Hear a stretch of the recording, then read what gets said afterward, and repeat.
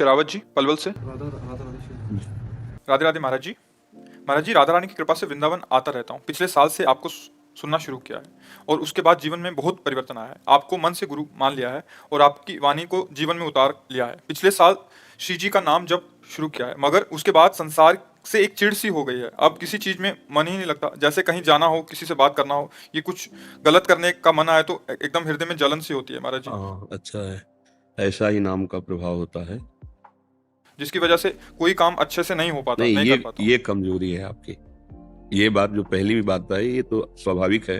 जब हम सत्य से अपना संबंध जोड़ते हैं, जो हमारा स्वरूप ही है, तो असत खेल अच्छा नहीं लगने लगता, क्योंकि फिर पोल खुल जाती है ना, लगने लगता है फिर कि यार सब झूठा है।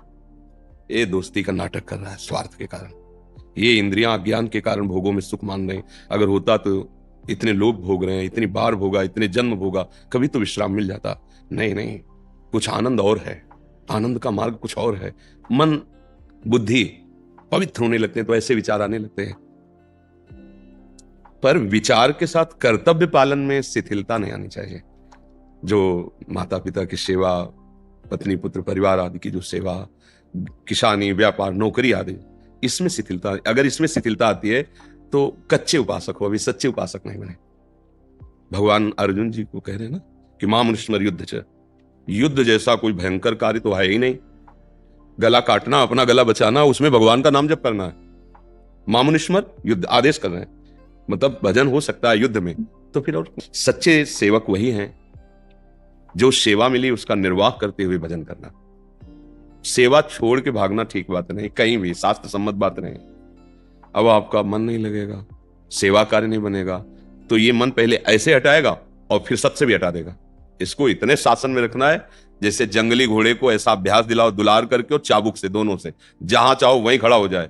एड़ का इशारा समझे, मतलब आपके पैर के एड़ का इशारा समझे, उधर ही दिशा पकड़ ले। ऐसे आपको मन को समझाना होगा। ये कबहू नारी प्यारी लगे, कबहू मन त्याग चले बन का, इसकी बड़ी विचित्र गति है। इस पर विश्वास नहीं किया जा सकता।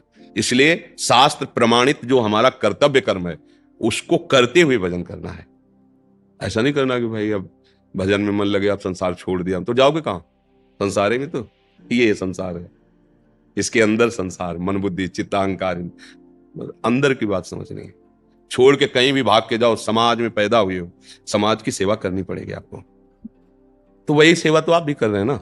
महाराज जी, मन तो हमारा भगवत में है, बट शरीर जो है वो कार्य करना है।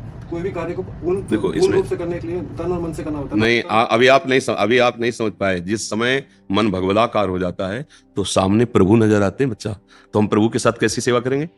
प्राण प्रिय सेवा करेंगे। नहीं, हमारा प्रियतम है, हर जीव सब में उसी का रूप समाया। तो अब हम अभी तो मतलब वो बात नहीं आई है। जो चक्रवर्ती सम्राट अम्बरीश जी है ना, पूरा राज्य चला रहे हैं ना। ऐसा तो नहीं कि उनके राज्य में अत्याचार हो रहा हो, माला लिए बैठे हैं, ऐसा नहीं है। चक्रवर्ती सम्राट है भरत जी महाराज। रघुवीर जी की पादुका ला के सिंहासन पर विराजमान किए, पर शासन तो उनके हाथ में है ना। कैसे रह रहे हैं?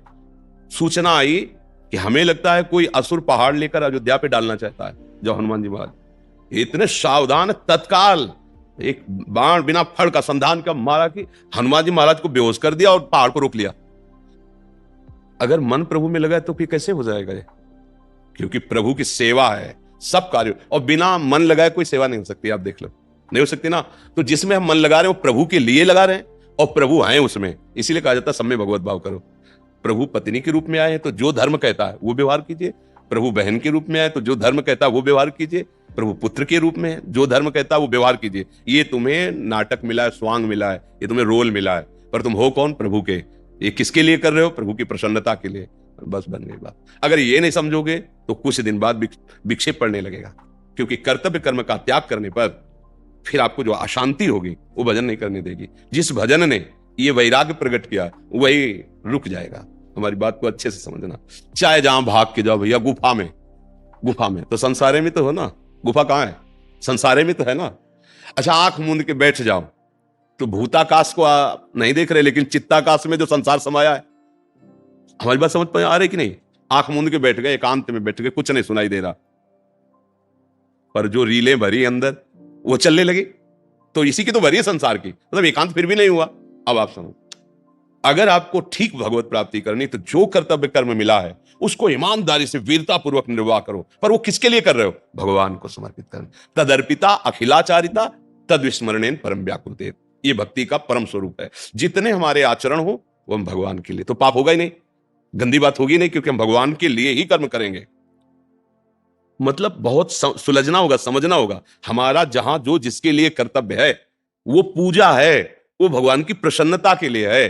अब हेतु हुआ भगवान के लिए तो वो कर्म योग बन गया, और नाम जब चल रहा है तो आप सिद्ध संतों को जो गति होती है वही आपकी होगी। छोड़ के कहां भागोगे? किसके पास जाओगे? कहां? शरीर रक्षा के लिए वस्त्र चाहिए, शरीर रक्षा के लिए अन्न चाहिए, शरीर रक्षा के लिए छत के नीचे रुकना पड़ेगा। तो बढ़िया घर है, भोग बनवाओ, भोग ठाकुर जी को पवाओ, खुद पाओ, परिवार को। अब शरीर के लिए प्रयास करना, 1:30 बजे से जगे किस लिए लगे? कि हमें जो अनुभव हुआ है, तो इस समाज में पैदा हुए हैं, समाज का अन्न खाया है, समाज में ही आज जी रहे हैं, तो सबको आनंद मिले। ये हम नहीं सोचा है, हमारे अंदर बैठा हुआ प्रभु वो प्रेरित किए।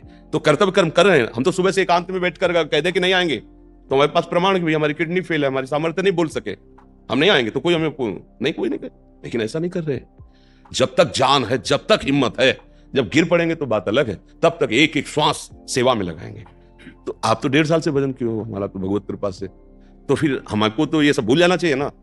नहीं, हम इतने प्रसन्न होते हैं, इतने रूपों में प्रभु आते हैं, इतने रूपों में हमारी सेवा बनती। किसी को देख के मुस्कुरा दिया, वो सुखी हो गया ना, हमारी सेवा बन गई। भाई कोई पैसे से सुखी करता है, कोई भोजन से सुखी करता है, हम बाबा जी है, हम देख के मुस्कुरा के, जरूरत पड़ी तो अंदर से भजन, हमारा तो हो गया जो कुछ होना। आज प्रभु मुझे सौभाग्य दिए, इतने लोगों की सेवा। तो तुम्हें सेवा का सौभाग्य नहीं समझ में आ रहा? पत्नी, पुत्र, परिवार, ग्राम, देश, इसकी खूब सेवा करो और भजन करो। भजन कायर नहीं बनाता है, भजन प्रमादी नहीं बनाता है। इसलिए भजन को अगर ऐसे आप बोलोगे ना तो फिर भजन का मतलब एक भयावह चीज हो जाएगी। और भजन तो निर्भय है, भजन तो निश्चिंत करने वाला। ऐसा नहीं, ऐसा नहीं, ऐसा अगर आप अपनी सोच बढ़ावेंगे तो फिर हमारे भजन का महत्व नहीं समझ पाए। अपने कर्तव्य का सम्यक पालन करते हुए जो भजन करता है, कायरता नहीं, जहां जो कर्तव्य वही वास्तविक भजनानंदी है। करतार सिंह जी। श्री हरिवंश श्री हरिवंश महाराज जी। प्रभु जी, भगवान को प्रसन्न करने के लिए कोई भी विचार या संकल्प मन में धारण कर लेना और उसे पूरा ना कर पाना, क्या ये अपराध है? नहीं, पहले तो ये बताओ भगवान के प्रसन्न करने के लिए कौन सा विचार या कौन सा संकल्प है, पता भी तो होना चाहिए ना। प्रभु जी, जैसे श्रीमद् भागवत कथा का संकल्प हम लेना चाहते हैं, और एक बड़ा संकल्प, जैसे 21 श्रीमद् भागवत कथा है, 51 श्रीमद् भागवत कथा है, लेकिन इसमें लंबा समय लगेगा। तो प्रभु जी थोड़ा सा निदान करिए इस चीज का कि हम ये संकल्प लें या नहीं लें। अगर हमारी प्रार्थना मानो, आपको हिंदी पढ़ना आता है? हिंदी पढ़ना आता है जी प्रभु जी। गीता प्रेस से श्रीमद् भागवत 2 खंड में आती है, संस्कृत और हिंदी भी। भले संस्कृत ना पढ़ो पर होना चाहिए, क्योंकि मूल जो है वो संस्कृत ही है। और हिंदी एक अध्याय रोज पढ़ो, जीवन का नियम ले लो, सबसे बड़ा संकल्प हो गया। कभी संयोग बन जाए, किसी भक्त भागवत प्रवक्ता को बुलाओ, जितना उपाय हो सके उतने जन समुदाय को बैठा लो, सेवा करो, खाओ पियो, भगवत चर्चा, बढ़िया। अगर नहीं तो दिखावा शब्द नहीं होना चाहिए। लोग दिखावा कि भाई इतना तो आज तक कोई भागवत नहीं की, जैसे आके मन में होता है ना कि ऐसा बड़ा प्रोग्राम करे कि गांव के लोग जो है कि भाई तो गांव के लोग तक है, हरि तक नहीं है, ये भी बात समझ लेना। अगर आपको हरि को प्रसन्न करना है तो घर में ठाकुर जी की छवि जो विराजमान हो, उनके सामने बैठो, परिवार के जो सदस्य हैं जब उनको समय मिले बैठा लो, 1 अध्याय 2 अध्याय भले सुनाओ, पर समझो कि क्या कह रही भागवत, तो भगवान प्रसन्न हो जाएंगे, मंगल हो जाएगा।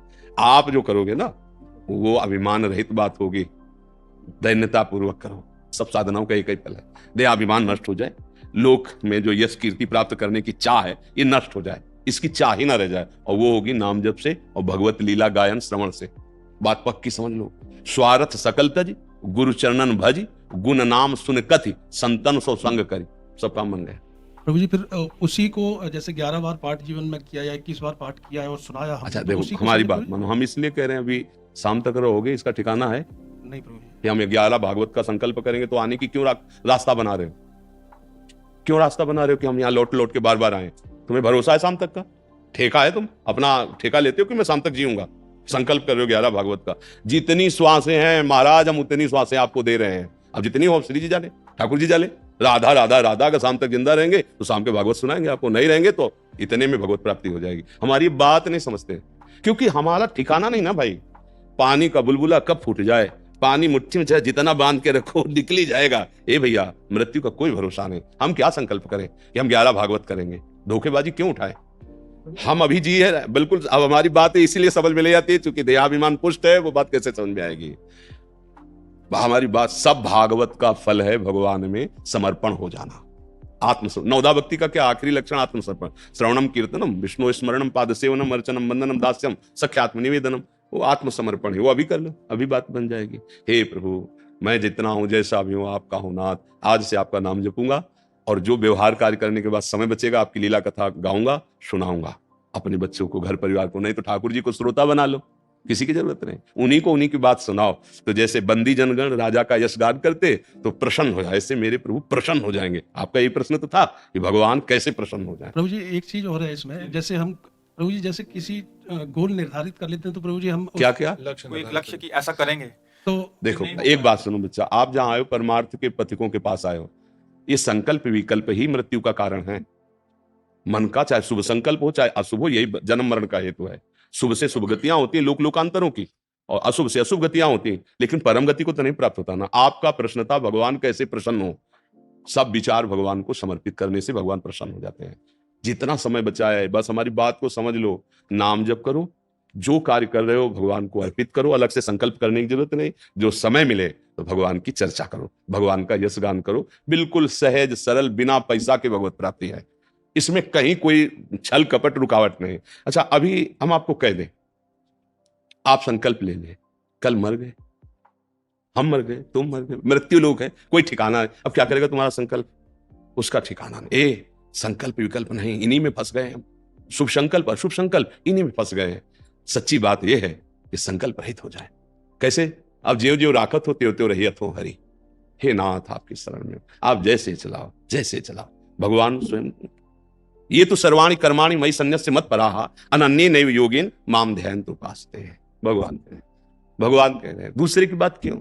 जो तुम कर रहे हो उसमें ये नहीं कह रहे कि आप ये संकल्प, ये तो सर्वाणि कर्माणि मयि सन्न्यस्य मत्पराः, मेरे परायण होकर सारे कर्म मेरे को अर्पित कर दो, मेरा स्मरण करो। तेषाम् अहं समुद्धरता मृत्यु संसार सा, मैं उसे संसार सागर से पार करूंगा। खास बात तो समझ में नहीं आती, इधर उधर के डाल और पत्तों में भागते रहते हैं हम। खास बात है भगवान का एक क्षण भी विस्मरण ना हो। समस्त भागवत का फल यही है, हर समय भगवत स्मृति प्राप्त हो जाए, हर समय हम प्रभु का चिंतन करते रहे। अच्छा, धन है, मानो आपके पास धन है तो आप सदुपयोग करो, संतों की सेवा करो, भागवत करवाओ, ये करो। हम कहते करो, संकल्प क्यों कर रहे हो?